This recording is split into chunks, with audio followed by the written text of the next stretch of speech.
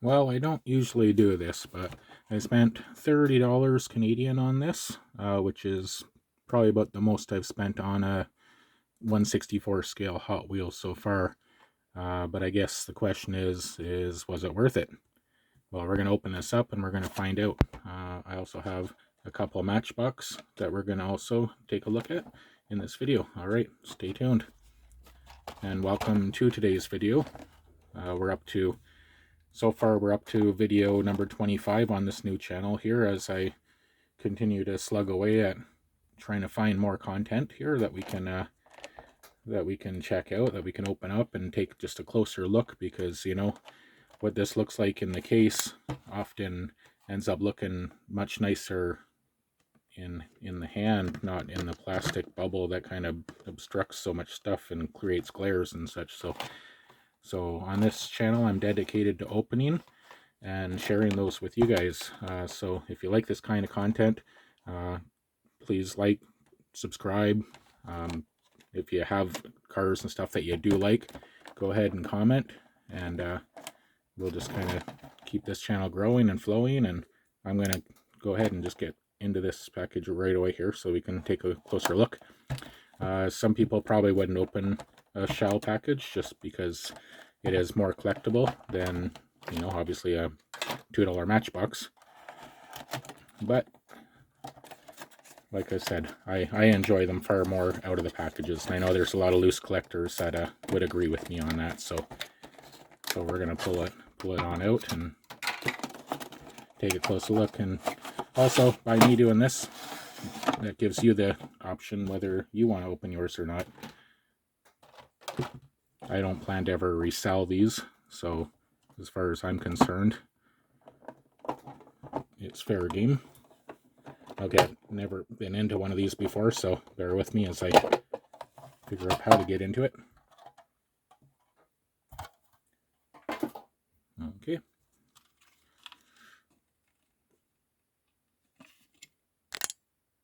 So 77 Chev Super 30 and an 85 Chev Camaro IROC Z or Z, whichever you prefer. All right. So these are small screws on the bottom here, holding this on. So I'm just going to go ahead and start unscrewing this. Just bear with me for a moment.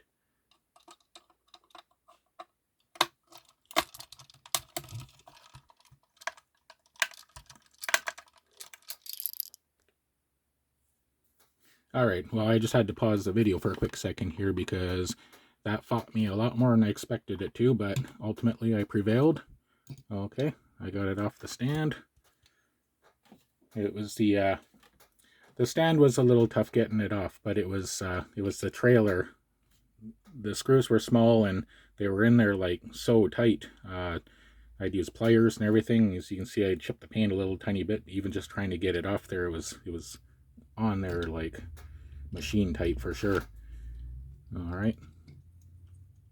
Well, the jack doesn't work, but the trailer does hook up. Okay. So let's have a closer look at this here. Okay. So I'm just going to move this out of the way so that we can focus a little better. All right. So it said there 1977 Chev Cheyenne Super 20. Okay. As we can see, it's a dually. Super 30 rather. So it's a 1 ton.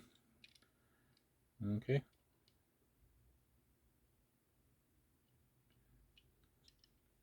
So it's got the old patina going on, the shell, oil and gas, as everyone's in the hobby knows quite well. I kind of was expecting something to open on this, but nothing opens.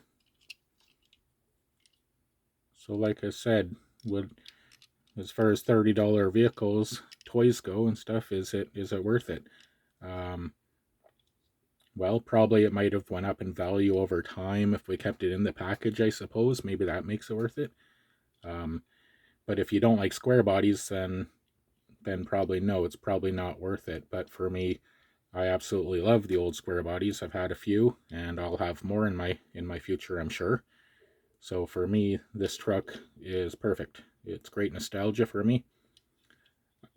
The shell decal matters or doesn't matter to me. It's irrelevant completely. With it being on there, it's perfectly fine. I can appreciate that. Okay, but nice casting overall. I have a couple other dualies. I just want to see size-wise. Oh, after I have a complete vehicle wreck. Just want to see size-wise the newer style versus the old square body. What do you think? Is that an accurate representation? I mean, this would be an 8-foot bed, but I'm pretty sure that looks like it's probably an 8-foot bed. One truck's slightly longer, that being the shell truck. Not by much though. It's like maybe by a bumper. But anyway, so there's the pickup. Alright, so we're going to move that off to the side for the moment. Alright, and then we got the Camaro on the trailer.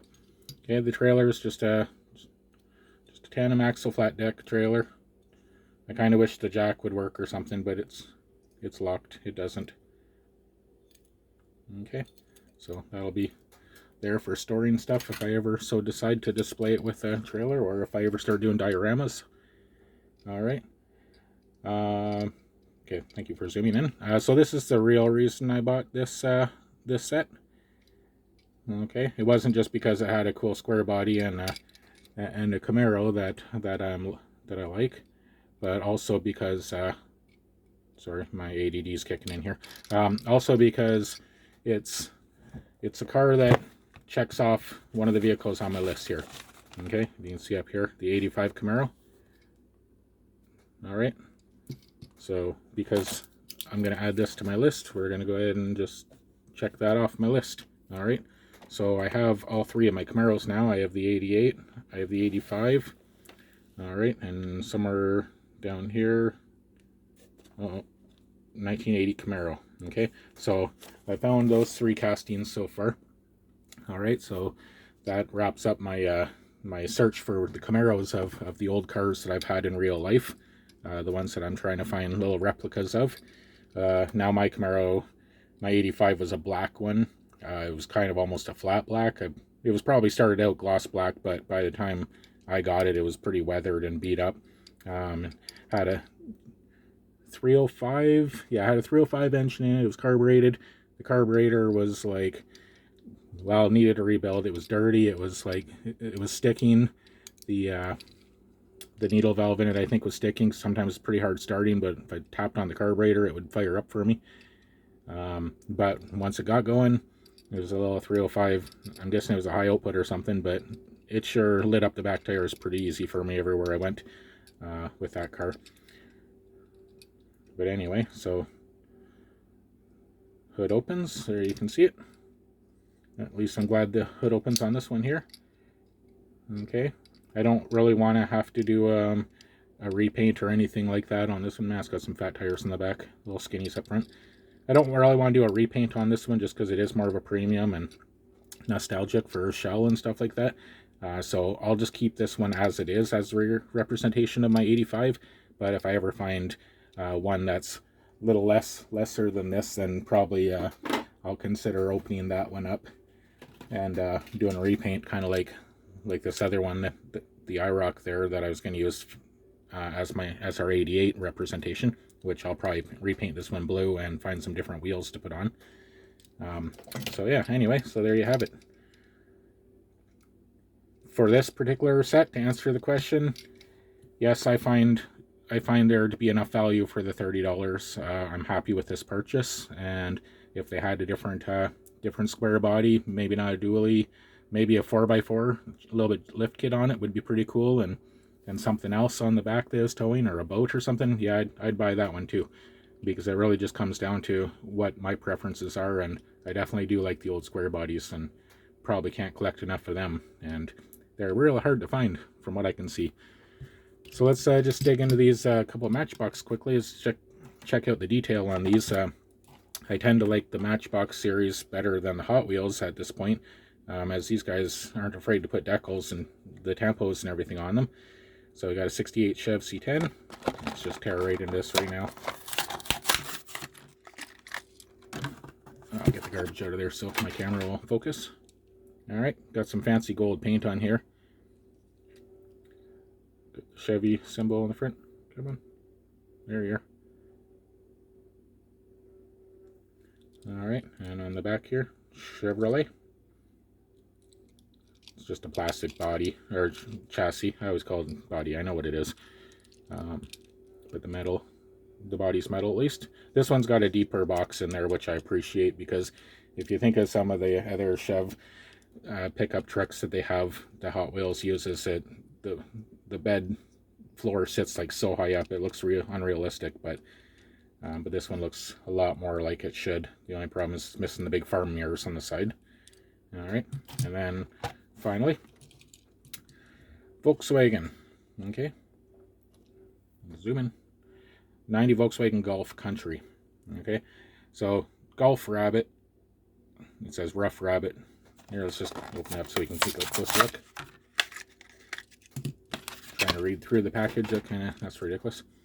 Alright, so it says Rough Rabbit 3 Golf.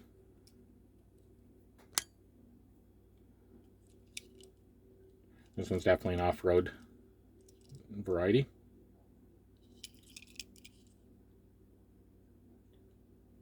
Okay, but yeah, nonetheless, on these vehicles, the fact that they do use the decals for the most part on the rear tampos and front tampos and stuff, it just gives it a little more of a realistic look, of course, right? So if we're going to be displaying these, we at least want them to kind of look a little bit real, so that I paid $2 each Matchbox, and I pay $2 each Hot Wheels mainline. So if I see Matchbox and mainline and Hot Wheels side by side, I'm almost always picking Matchbox moving forward, I'm pretty sure of, just because I think the quality is so much greater. But what's your take, guys? What do you think? Would you spend the money to buy the premium set, the shell set? Do you prefer keeping them in the packages? Leave a comment. Tell us about it. Tell us about your favorites, what you have. Let's engage and let's grow this community up. And I'm going to close the video off at this point here. I appreciate all that subscribed and all the people that view the channel and give me your time. I appreciate that a bunch. And I know this channel will grow in due time here. And all new channels do take some time and effort, but I think it's well worth it. And this is a fun hobby, and I really look forward to the future. All right, you guys have a great day today. Happy hunting out there, and we will catch you on the next video. Bye.